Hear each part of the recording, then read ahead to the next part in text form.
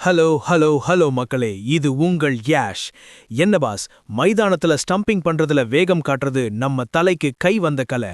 ஆனா அதே வேகத்தை ராஞ்சி காங்கே ரிங் ரோட்ல காட்டினதுனால இப்போ ஒரு ₹1000 ஈசலானா கட்டிட்டாரு. சட்டம் தன் கடமையை செய்யும்னு ராஞ்சி போலீஸ் கெத்து காட்டியிருக்காங்க. இதோ அந்த 7 ஜொலிக்கும் ஸ்பீட் தகவல்கள். 1. Speed limit 1. ராஞ்சி காங்கே வெளிவட்ட சாலையில அனுமதிக்கப்பட்ட வேகம் வெறும் 60 கிலோமீட்டர் தான்.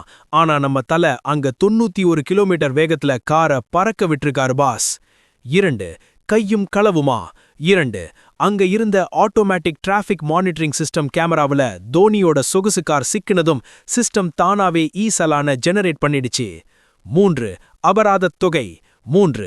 மோட்டார் வாகன சட்டத்தின் 183வது பிரிவின் கீழ தோனிக்கு ₹1000 அபராதம் விதிக்கப்பட்டிருக்கு. இது ஒரு சின்ன விஷயம்னாலும் தலங்கிறதுனால செம்ம ட்ரெண்டிங் பாஸ். 4. சிக்கலுக்கு மேல சிக்கல். 4.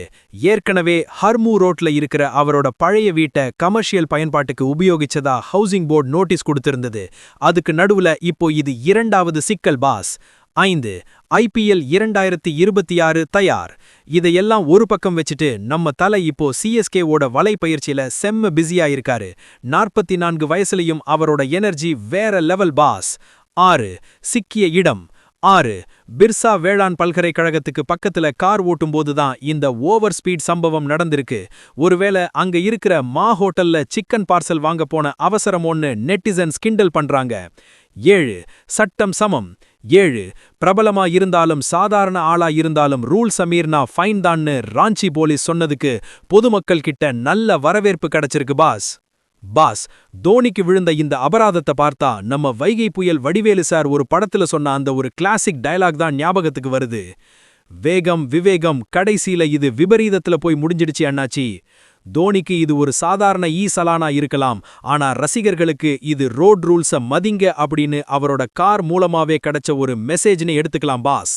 கண்ணா, ஹெலிகாப்டர் ஷாட் அடிக்க கிரவுண்ட் வேணும், ஆனா கார் ஓட்ட ரோடு வேணும். ரோட்ல ரூல்ஸ் முக்கியம் பிகிலே. 2026 IPLல தோனியோட பேட்டிங் வேகம் எப்படி இருக்க போகுதுன்னு பார்க்க waiting boss. Safe driving is always better than over speeding boss. தோனிக்கு அபராதம் விவிச்சது சரியா, இல்ல பிரபலங்களுக்கு ஒரு சலுகை இருக்கணுமா? உங்க கமெண்ட்டுகளை தட்டி விடுங்க. IPL 2026 மற்றும் தல தோனி பற்றிய அடுத்தடுத்த அப்டேட்டுகளுக்கு தொடர்ந்து